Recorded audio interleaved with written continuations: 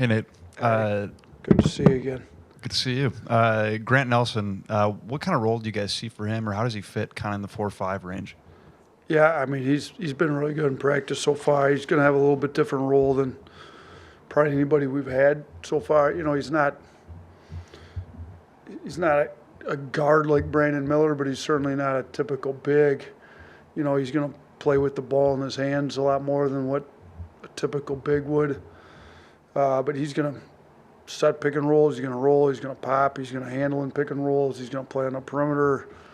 We'll post him against mismatches. Some, I mean, we're going to put him all over the floor, to be honest with you. So, be a little bit different than probably anybody we've had here before, but maybe a cross between Brandon and Clowney.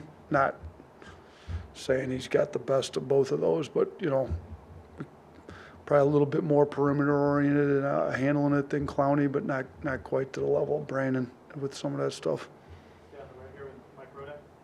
Obviously, kind of a rare circumstance this offseason to have all three assistants leave. And just what was that like trying to replace them? And was it ever a little bit lonely, maybe not having anybody around for a while? Yeah, I mean, if I had any time to think about it, maybe I would have been lonely.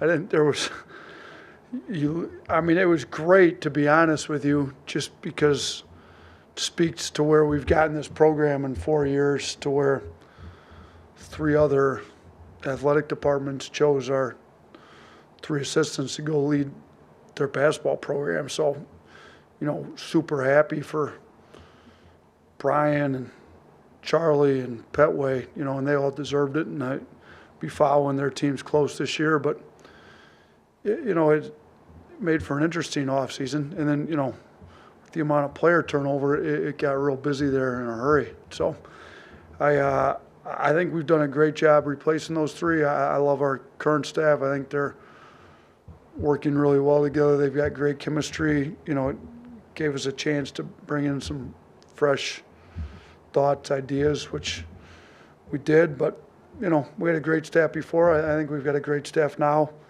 Yeah, and I didn't have many days off this summer between trying to hire staff and trying to put a roster together. We had a lot of work to do this summer. But I like where we're at. I love our staff and I like our roster. I love the guys we have on the team. So I think despite the work we had to do, I think we got it to where we needed to get it to. Hey, Coach, I think it's been about 3 months since Mo Diabate's injury. Just do you have an update on him? And also, I think Mo Wagyu, we didn't see him do much today either. Yeah, so they both had similar issues where when they came, you know, something came up in the physical process. And I think Clark does a great job. Our doctors, between Clark and Dr. Bittner and the orthopedic doctors up at Andrews, they do a really good job making sure that guys are healthy, and both those guys had something come up in the process. So, you know, Diabate had the knee surgery. He's coming. He's no longer in a brace. He's doing basketball skill level. He's still not doing anything live, but he's able to pass, dribble, shoot, do some of that stuff, and we'll gradually get him in. They're both, you know, a month, give or take, away from being in live stuff. Wage, something similar too. He had a kind of through the process, had procedure done on his foot. So he was in a boot for a while. He's out of the boot. He's same thing. He's able to do some ball handling, shooting, all that, but nothing live yet. So hopefully within another month or so, give or take a little bit, we'll have both those guys back and add to our front court depth, which we need right now. Calling card of last year's team was just the chemistry across the locker room. Just with all the turnover you've already mentioned, how do you build up that chemistry kind of in this time while also getting the guys ready for, you know, on the court? Yeah, we had great chemistry last year. I think that's part of the reason we were number 1 in the country and had the year we had. We know that comes with the culture you build. I think we've done a really good job with both the transfers and the freshmen, making sure they're really high character kids. You know, we started to get involved with some and backed out just because we didn't want to bring anybody without real high character into the program. So our guys have done a great job with themselves, just getting together off the court. You know, we've got 3 guys back, 3 scholarship guys back from last year with Pringle Aaron and Rylan. I think, I said Aaron. I meant Pringles, Sears, and Rylan. Those three guys have done a good job. And then Aaron, who I mentioned, come in. He's fifth-year guy. He has the extra year. He's had some leadership. So I think between great leadership, guys doing things off the court, we did have our team retreat that we do every year that I thought really brought our guys together.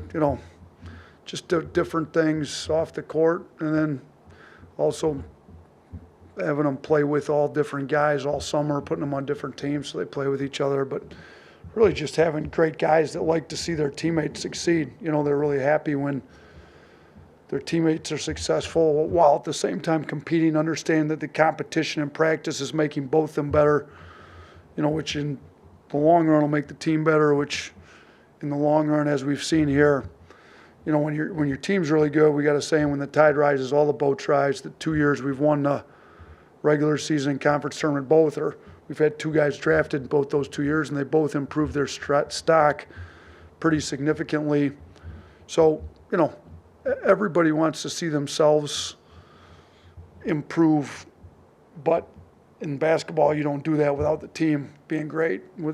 Or for the team to be great, you got to have great chemistry, and everybody's got to be really happy for everybody else's success. So I think we've gotten a good head start on it. These next 6 weeks of practice are we're gonna have to really do a great job building the team chemistry as well.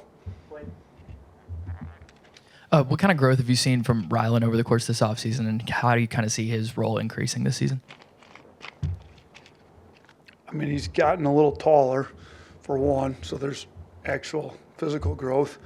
There's other areas of growth as well. He's shooting the ball really well. He's much more comfortable in our system. He's much more comfortable speaking up. When you come in as a freshman, we were playing high school last year, it's a lot different. Now that he's played in college, he's comfortable with how we play. He's comfortable speaking up, talking to the younger guys.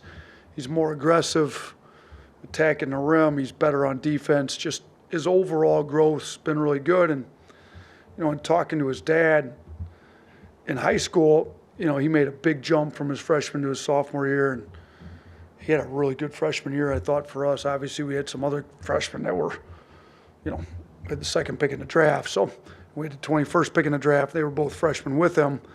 So he walked in a pretty incredible freshman class. But he himself had a really good year. I mean, if you look at what he was able to do on the number one team in the country, most freshmen in the country would have traded that. Probably 99% of them would have traded spots with him for sure. So he had a really good freshman year, but we anticipate a big jump going into his sophomore year. He's really been shooting the ball at a high clip here lately too.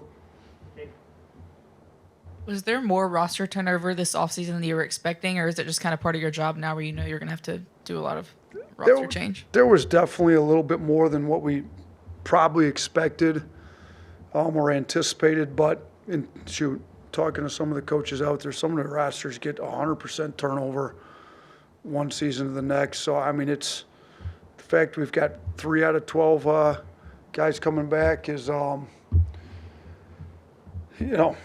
as many as we'd like, but it's a little bit par for the course with what's going on, especially with the success that we had with, nobody really expected Clowney to be gone after 1 year. Well, he ends up being the 21st pick in the draft. So, for us to be able to replace him with a guy like Jaron Stevenson, I think Jaron's real similar to Clowney.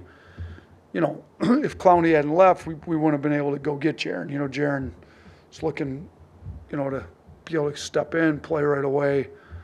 Clowney going in the draft, open that up. Plus, he saw what we did with Clowney. So, the success that we had with the players that we had leave helped open some doors in the recruiting that really helped us with some current players, and it's going to help us with some players we're recruiting in the 24 class as well. So, no, there was definitely more turnover than we anticipated, but I think that's the case with most of the coaches in Division I basketball right now. I was actually going to ask you about Jaron and get the reclassification process and how you see him fitting in with the team. Yeah, he came in, and similar to Mo had to do a little rehab on an injury we didn't know about until we went through the physical process. So he wasn't able to get in live stuff immediately, and he didn't get here till the second half of summer. So he's only been going live really since we got back in the fall, kind of after Labor Day for about a month. He's been great though. I mean, he's similar to Clowney. Obviously, no two players are exactly alike, but they're both 6'10", can both move on the perimeter, can both be great defensive players, and Jaren's still learning defensive system as they all are, to be honest. But he's a great kid. They're real similar in that they're both really coachable, want to be coached, great attitudes about them. And Clowney shot it pretty well, and Jaren's shooting it really well. Clowney had some stretches there where he missed a lot. He had 2 stretches during the year. I think me and him were talking when he was back for the Texas football game. I hadn't realized. I think at one point he missed 19 in a row, and another point during the year he missed 21 in a row.